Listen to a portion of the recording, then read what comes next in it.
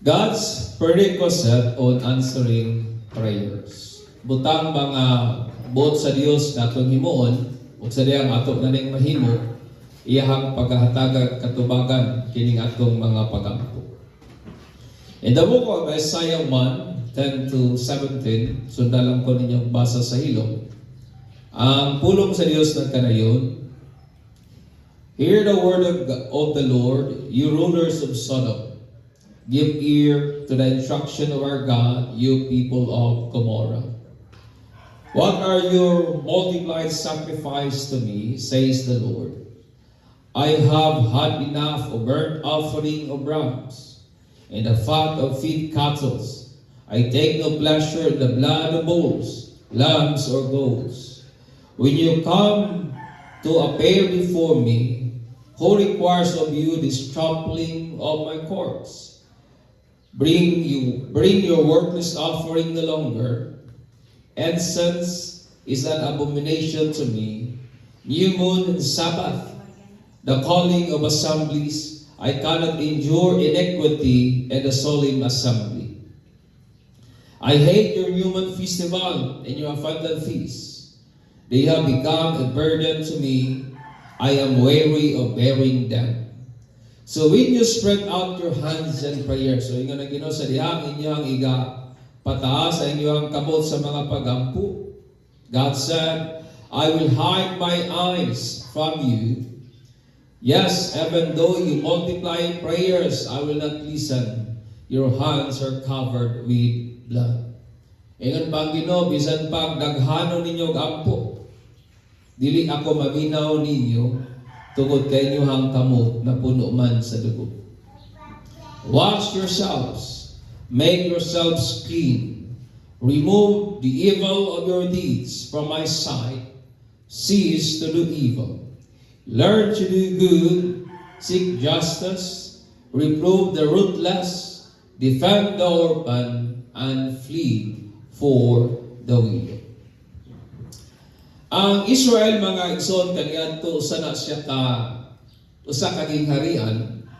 But panahon ni Hari nga King Solomon, may usa ka propesiya nga niabot pinagi kang prophet nga Ahijah nga pagatungaon sa Ginoo ang kingdom ni Solomon tungod kay ang kingdom ni Solomon at the time ilahang gi-forsake ang Ginoo, ilahang gitalikdan ng Dios ug nagsimba sila og mga foreign gods. Nagsimba sila og mga Diyos-Diyosan nga dili mao gyud ang Dios sa Israel. O guman si Solomon namatay, ipuli ang iyang anak na si Jeroboam. Amen. Human si Solomon namatay, si Jeroboam mga igsoon mi layas ngadto sa Egypt for his life. Tungod kay si Solomon gusto malag siyang patyon, pagkaroon nga namatay na si Solomon, si Jeroboam, ibalik na nga sa Judah, o ang hari anak nga panahon mo na ang anak ni Solomon nga si Rehoboam. So lahi si Jeroboam, lahi po na si Rehoboam. O sa dihang ibalik na si Jeroboam nga sa Judah, iyang giingnan si Rehoboam nga paubsan ang tax that burdened the people. Nga paubsan ang tax nga nakapahasol, nakapabugat sa mga tao, pero wala na gitugutan ni Rehoboam. So sa nahitabo ang napulo ka tribo sa Israel, gidenounce nila ang pagkahari ni Rehoboam, o wala na nila ilha si Rehoboam as their king, o kung sa ilahang gihimo, ilahinong gi-crown, ilahang gi-koronahan si Jeroboam as their king, o diha nagsugod ang birth sa northern nga kingdom nga mo ang kingdom mga igsoon sa Israel. O ang southern nga kingdom naman mo na ang kingdom sa Judah. Natunga man sila ang napulo ka tribo dito sa kingdom sa Israel, ang duha ka tribes na bilin lang belonging na sa kingdom of Judah mga igsoon. O ang kingdom sa Judah, ang iyang capital mao ang Jerusalem. O ang Isaiah chapter 1, usa ka nakapropesiya ngadto sa kingdom sa Judah, nga ani nga panahon, milihay, ni deviate, gikan sa ways kaya sa Dios, Nganing panahuna ang ilahang mga leaders wala gihuna-huna ang ilalamang kaugalingong interest, ang ilalamang kaugalingong convenience, o ilahang gineglect ang mga kabus o ang mga needy. Wailay huna-huna ang mga leader at this time, ilahalamang kaugalingong kalipay, ilahalamang kaugalingong kahayahay, o ilahang ipasagdan katong mga nanginahanglan, katong mga kabus, o katong mga angay tabanganan mga igsoon.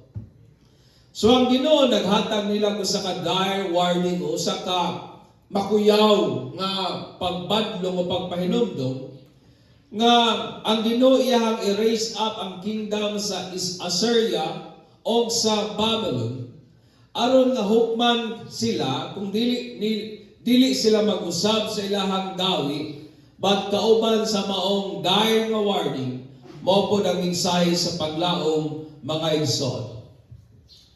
O kaning oracle gigamit sa Ginoo, God used a very demeaning comparison.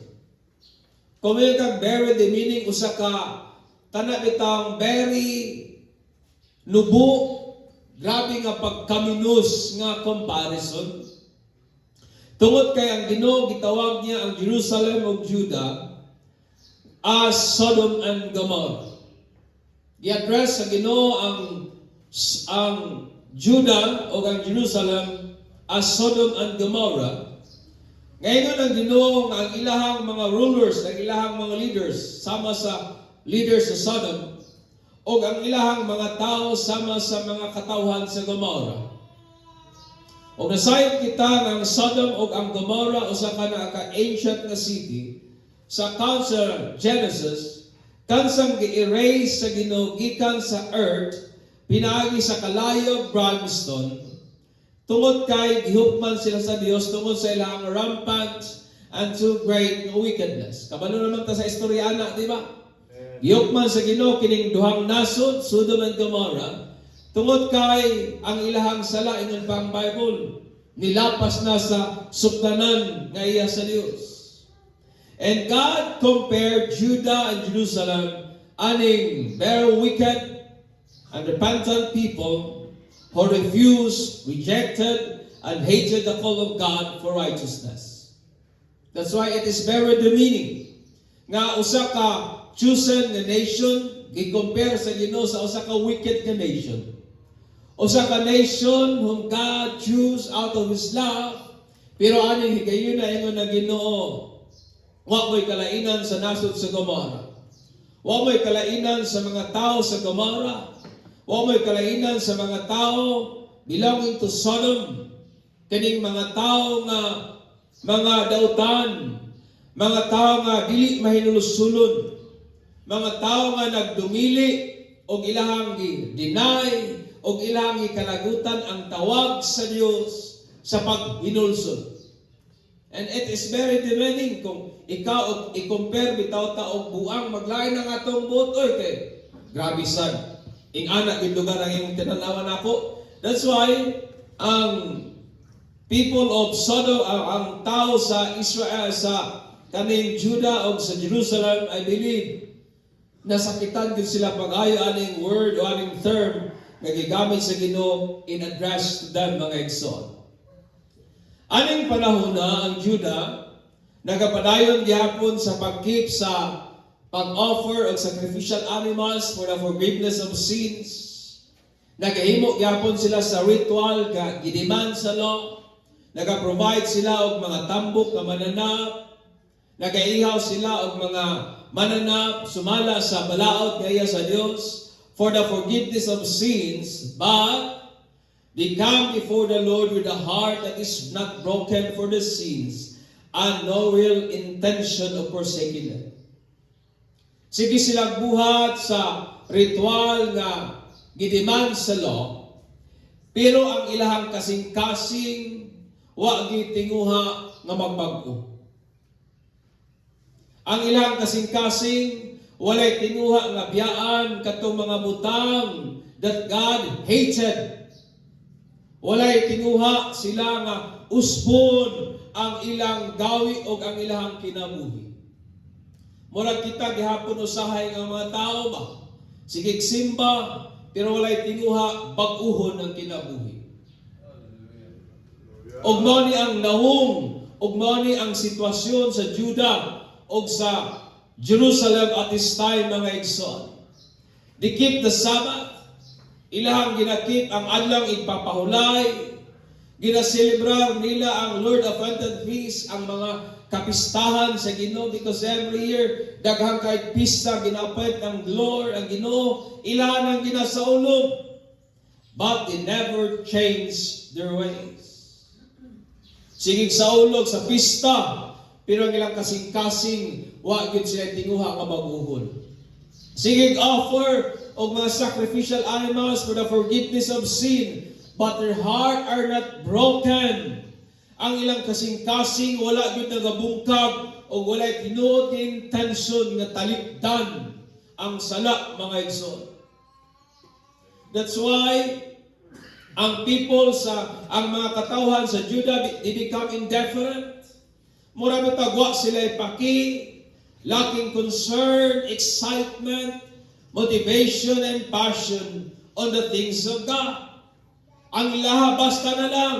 Basta lang maka-offer, okay na. Wala na good sila'y kasibot, wala na sila'y drive, wala na sila'y kainiton sa mga butang, nga iya sa Ginoo, mga igsoon. Napabata diha. They keep the external way of worship, but their heart is far from God. Sige buhat sa ritual, pero ang ilang kasing-kasing layo na kayo sa Ginoo. Ang ilang mga pagdaig, nahimong mga empathy, mga igsoon, kay nawad ang magtinuod nga substance. Muna ang Ginoo gitawag nila, does God call their sacrifices and feasts? Ingon ang Ginoo, they have become a burden to me. Ang Ginoo dili ganahan maminaw sa mga pagsimba nga diin wala di kalipay. That's why ingon niya, your sacrifice and feast, it becomes burden to me. Og nakapahasol nako, ingon pa ang Ginoo.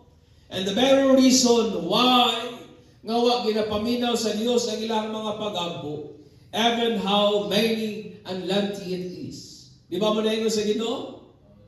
Ingon niya, tungod kay wa ko giganahan sa inyong mga pagsimba. Tungod kay inyong mga pagsimba, nakapahasol hinuon ako. And so God said, akong ilingiw ang akong attention, and I will not listen to your prayer, even though unsa na kataas, unsa na kadaghan. And God said, because of this, I will not listen to your prayers. Usa sa common challenge sa Christian faith is kaning mga pagampo nato ba nga wa gyud katubagan. O daghan tang mga verses makita sa Bible nganong mga pagampo nato usahay wa ginatubag sa Ginoo. But ani nga passes ang Dios mismo naghatag og tubag, very obvious and explicit nga reason why nga di siya motubag sa atong mga pagampo. Is because sa kasing-kasing sa tao nga unwilling and resistant to change that God demanded from His people. A very reason ingon ang Ginoo why we don't get answers sa atong prayer is because of our heart's unwillingness and resistance to change that God demanded from His people. Usa sa mga rason nganong ang Ginoo dili mo tubag sa atong mga pagampo tungod sa atong kasing-kasing nga way tinguha magbag-o ba. Tungod sa atong kasing-kasing nga dili gusto kausaban nga buot sa Dios gikan nato, mga igsoon. That's why giingnan sa Ginoo ang iyang mga tao aron nga dili niya taguan ang iyang mata. And for Him to answer their prayer, niya'y duhang butang atong makaplagan from this oracle that God wants us to do for Him to answer our prayer. Amen. Duhang butang para matubangon sa Dios kining atong mga pagampo. Una, stop yourself from doing evil in verse 16. That's why niya cease to do evil. It means stop, undangin ang pagbuhat og daotan.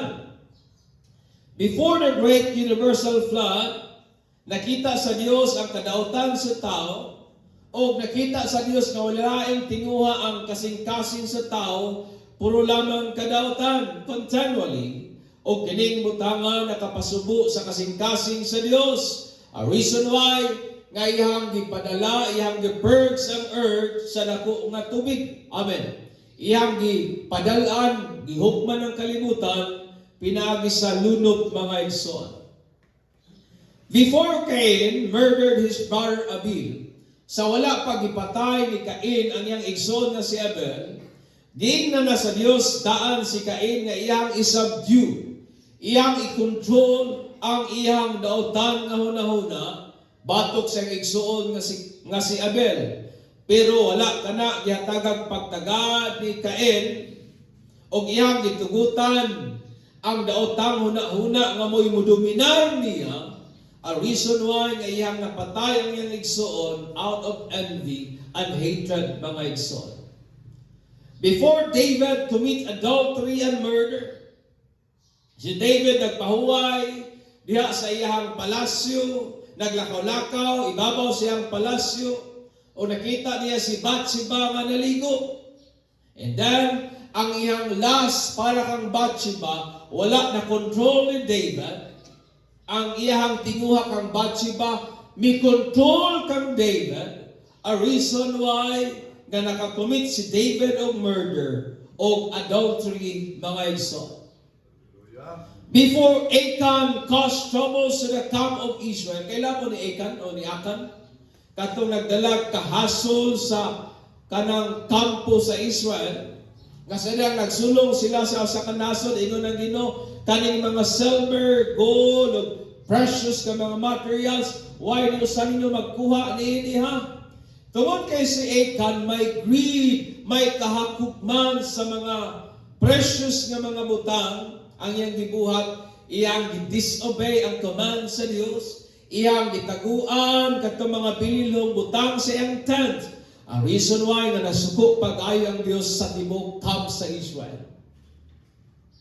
O kung sa hinungdan, Achan's greed for wealth. Sa dihang before Judas betrayed and sold Jesus, si Judas katong nagbetray kang Jesus, ang iyang lust for money subdue him. Ang iyang tinguha sa sapi, ang iyang kahuhaw o kahakog sa kwarta, mo'y nagdominar niya. Rason og hinungdan nga gigamit sa sayawa, aron nga iyang trainuran o ibaligya si Jesus, mga igsoon. Before Ananias and Sapphira killed by God because of lying, in the account of Acts, sa dihang grabe ng pagpamuhat sa balaan nga espiritu, nga uban nila gipangbaligya na nila ilahang mga kaptangan, ilay down at the feet sa mga apostles para ang mga apostles may magbahin-bahin para sa tanan. Gibaligya ni Ananias at Sapphira ang ilang kaptangan, pero ang problema, namakakman sila. Ilang gideclare nga mo niyang halin, pero ang problema, dili dahito mao ang tanan. So ang Ginoo, gihukman sila at that moment, o ingon ng Bible, anang higayon na namatay kining duha. Nga naman, their appetite for money take them over. Ang ilahang kahakog sa kwarta, ang ilang greed for money, wa nila makontrol o mo'y nagkontrolar hinoon nila. Before Lucifer cast out from heavens and robbed of its rule and as worship leaders, his desire to become like God took over him. Diba? Before kasi Lucifer, gihulog sa Dios, gicast out sa Ginoo gikan sa langit, ang iyang tinguha nga mahimong susama sa Dios, mo'y nagdominar sa iyang kasing-kasing. Muna ingon si James in James 1:14 to 15. But each person is tempted when they are dragged away by their own evil desire and enticed. Then after the desire has conceived, it gives birth to sin, and sin, when it is full grown, gives birth to death. So asa daw magsugod ang tanan? Ang tanan magsugod diha sa tinguha nga nagpahipi sulod sa atong kasing-kasing o kana puhon nagaka-ekspresar diha sa gawas mga igsoon. Kung gusto nato mawagtang gikan sa atong sistema kining mga daotang huna-huna o kining daotang huna-huna kung dili nato ni mabantayan, mo resulta gyud kini sa mga daotang binuhatan o gawi. Kung gusto nato nga maundang kini o mahinluan ang atong kaugalingon from evil deeds, nining mga dili maayong mga gawi that hinders prayer, we must begin at the end side. Amen. Dapat magsugod ta sa sulod. We must re-evaluate and re-examine our desire to the Word of God and surrender it to the Lordship of Christ. Amen. Kung gusto natong baguhon, tangtangon sa atong sistema, kining mga dili, mga mayong binuhatan, kinahanglan natong susion, sutaon, eksamino nato kining atong mga tinguha ba. Diha sa pulong sa Dios o atong isurrender ngadha sa pagka-Dios ni Jesus mga igsoon. Kay dili nato kaya usbon ang atong mga dili mayong binuhatan without changing our thoughts first. Dili nimo kayang baguhon ang imong mga gawi kung dili mausab ang imong mga tinguha. Dili nimo kaya baguhon kining kwaon ang mga daotang mga gawi kung una dili nato baguhon kining atong mga tinguha mga igsoon. It always started sa sulod, my friend. Sa dihang gisugo kita sa Ginoo to wash and makes ourselves clean. Kini nga paghinlo may kalabutan kini o the same sa ideas atong traditional way of washing clothes. Nagtuko nga kining mga Gen Z di na kay ka-relate niini.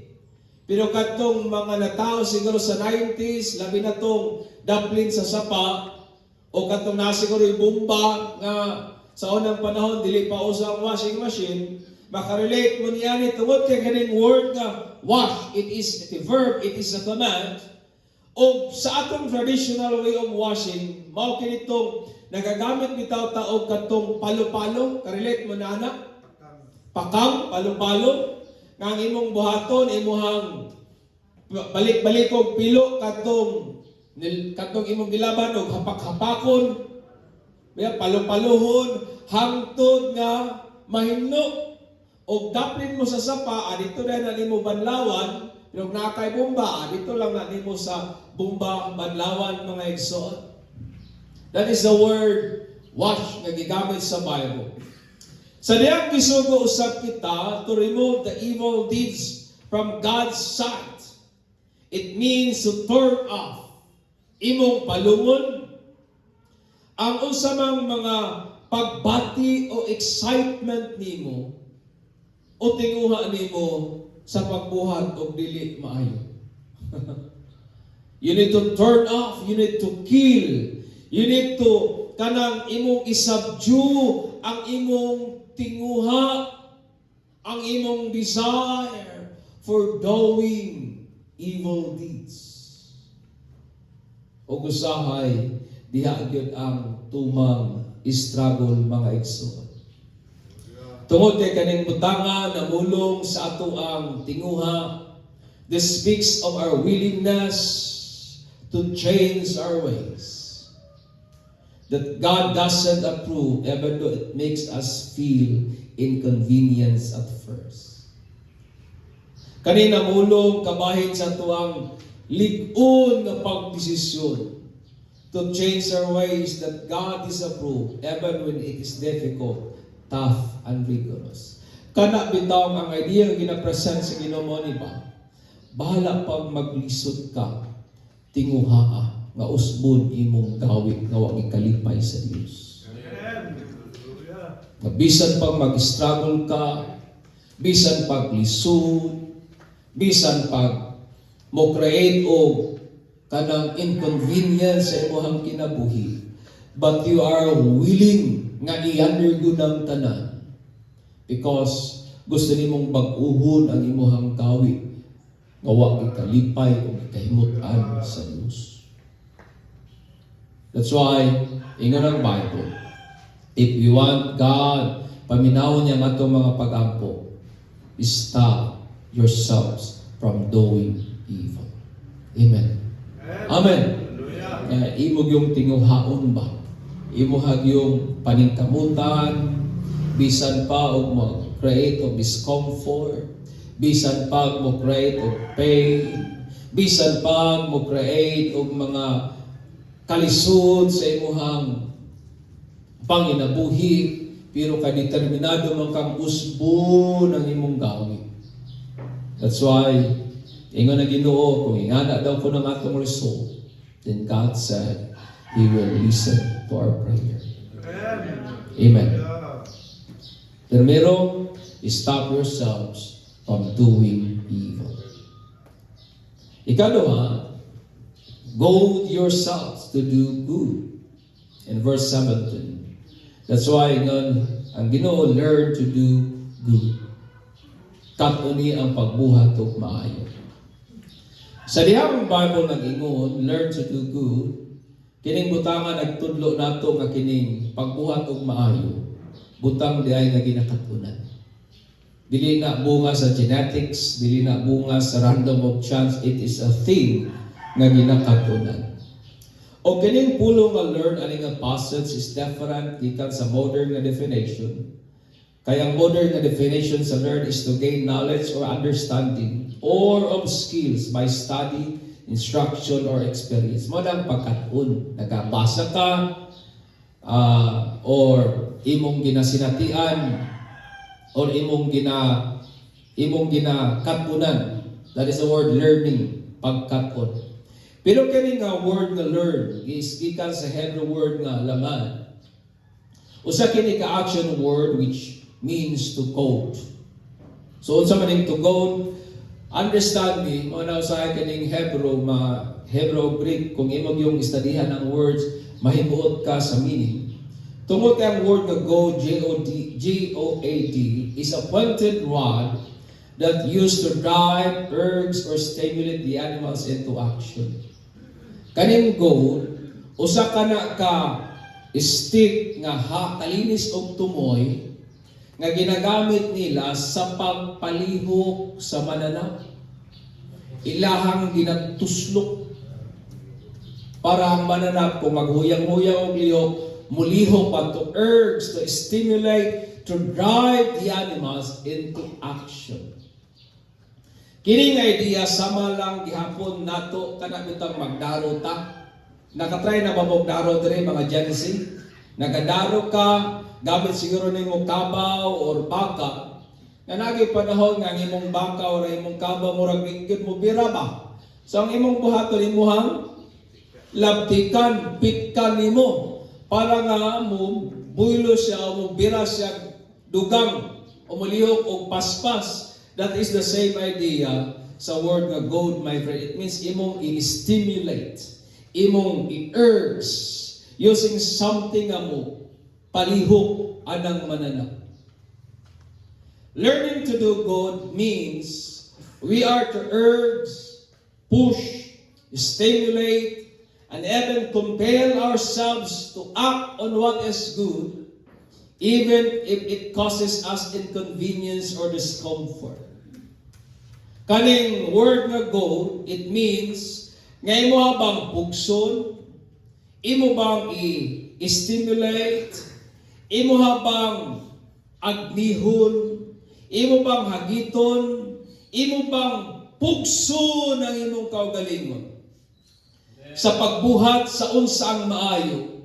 Bisan pa og usahay mohatag nimo kining inconvenience or discomfort, hangtod ka kining mga maayong gawi mahimong kabahin na sa imuhang pamatasan. Amen. Imo bang i-push ang imong kaugalingon to do good? Dili lang tong mabuhat kag maayo tungod kay nibati kang ganahan ka. Nga bisan pag dili ka ganahan, you need to push, you need to compel yourself, you need to urge yourself sa pagbuhat sa unsang maayo mga igsoon. Amen.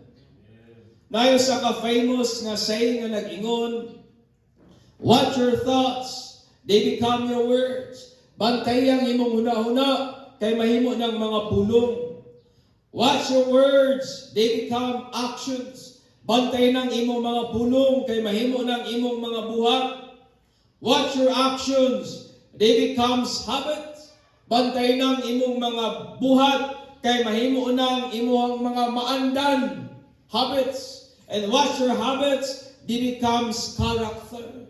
O bantay na mo sa imong mga naandan, kay mahimo na nimong kinaiya. And watch your character, it becomes your destiny. O bantay na imong kinaiya, kay mo na mahimo nimong destinasyon, mga igsoon. Ano yung panahon ang mga tao sa Judah, kung inyong nagtaon, ang people sa Judah are deprived of justice. Gihikawan sa hustisya. That's why, ingon na Ginoo, they are called to seek justice. Ang mga tao ng panahon na gihikawan sa hustisya, mo na ingon na Ginoo, tinguhaan ninyo, pangitaan ninyo ang hustisya. Ang mga tao are being oppressed by their oppressor. Thus God, gitawag ang mga katawan sa Israel to protect the oppressed and rebuke the oppressors. Ngailang panalipdan tong mga gidaog-daog o badlungon katong mga nagapangdaog-daog. O ang mga helpless na members sa society are being neglected and abused. Thus they are called to be defended of matabangan mga igsoon. Ang mga widows o mga orphans, they are considered the helpless among sa society. And so God commanded the people nga kining mga helpless sa society, dapat dili ninyo isalikway, dapat ninyong tabangan o hatagan ng pagtagad. Ang ilang kahimtang, wa may kalainan sa atong kahimtang karon. Tanawan ninyo. Tungod kay sa atong panahon karon, justice is often one-sided. Kabantay ba mo? Sa atong panahon karon, kining hustisya, usahay, one-sided lamang. O usahay, kining justice, ang ginapaboran, katulang naay kwarta. Kaya di ka kapasaka o kaso kung wa kay kwarta. Mao ginay tinuod. Sometimes, justice favor those who have money. O may mga pipila being oppressed by fellow being. Daghang mga tao sa atong society nga ginadaog-daog sa ira pong isig katao. And those who belong to the lower class na society, katong mga nabilong sa lower class ng mga people are often being abused. In what way? They are abused and neglected. But remember, during sa election campaign, kabantay ba mo ni Ana? Nga kining mga tao, mga grassroots, ginatula-dulaan lamang sa mga politician, mahinumduman lamang panahon na sa election, sa zara ng gwapong saan. They are abused and neglected, but remember, during lamang sa election campaign, kini nagpasabot that we are to learn to do good as warranted by the Word of God in whatever issues that we have.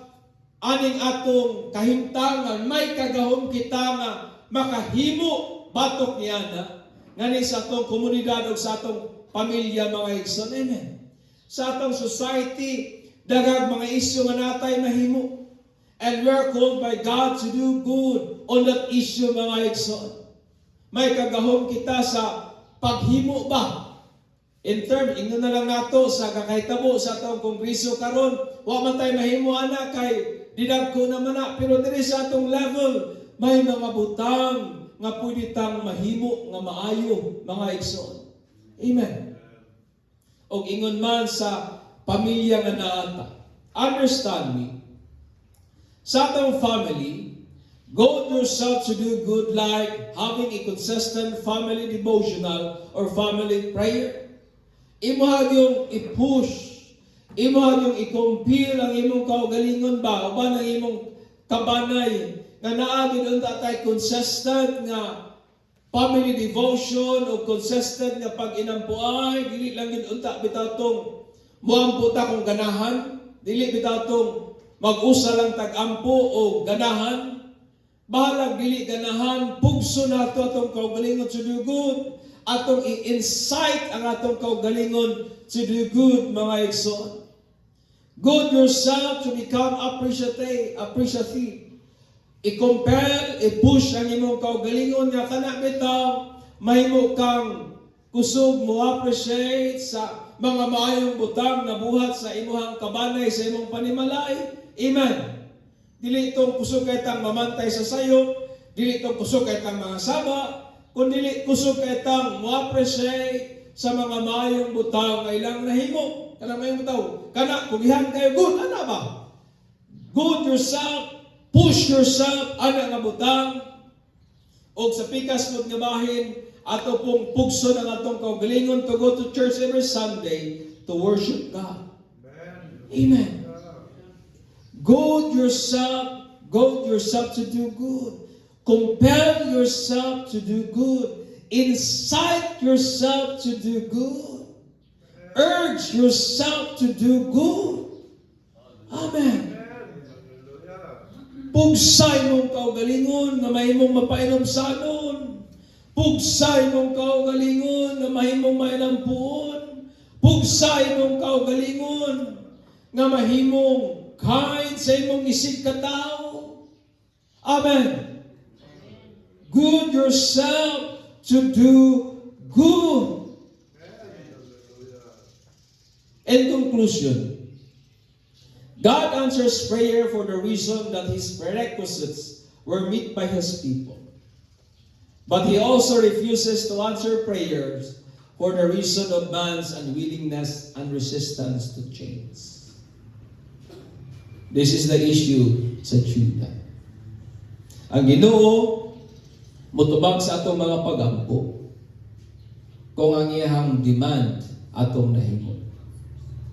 Ang Ginoo dili mutubag sa atong mga pagampo sa rason nga kining atong kasing-kasing nagdumili sa kausaban o kabaguhan nga buot sa Dios. Therefore, don't just pray. Pray in a way that God will not hide His eyes, but answers our prayer. Amen.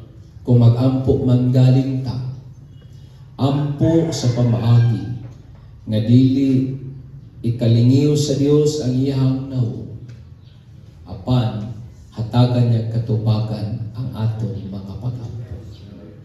Ug sa mahinungdan nga nung ang Ginoo dili motubag sa atong mga pagampo,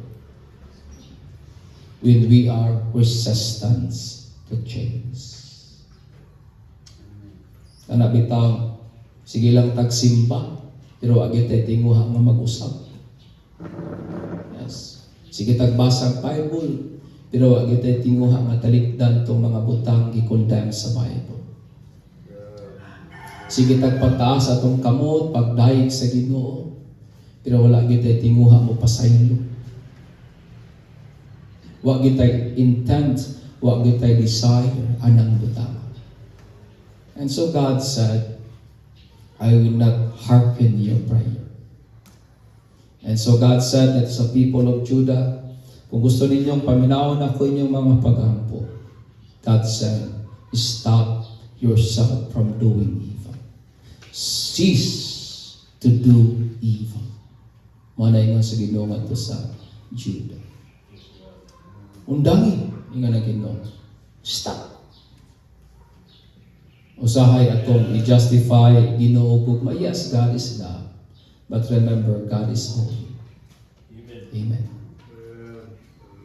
O kung undangan man nato ang pagbuhat og latano sa inyo nga Ginoo, kuha sa inyong atubang, kuha sa akong atubangan inyong mga daotang binuhatan. Padayon sila nag-perform og burn offering. Padayon sila nag-perform of incense nga sa templo sa Ginoo.